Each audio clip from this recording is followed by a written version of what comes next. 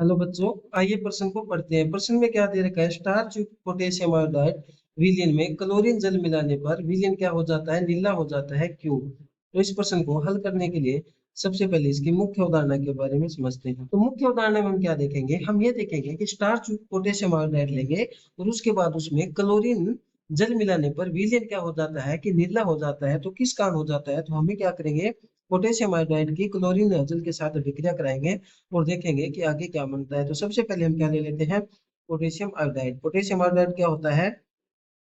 KI को हम potassium iodide बोलते हैं।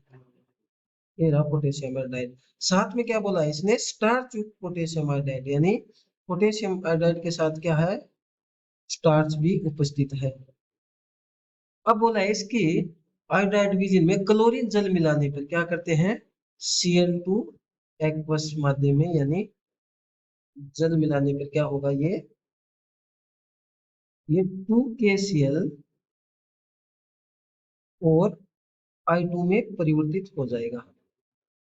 क्यों? क्योंकि क्लोरीन ज्यादा ऑक्सीकारक है, तो आयोडीन का क्या कर देगा? ऑक्सीकरण कर देगा। किसमें? I2 के अंदर। अब हम क्या देखते हैं? अब हम ये देखते हैं कि जो हमारे पास पोटेशियम आयोडाइड के साथ जो स्टार्च था और जो आयोडीन मुक्त हुई है, ये दोनों मिलकर क्या करते हैं? एक जटिल यौगिक बना लेते हैं। यानी स्टार्च और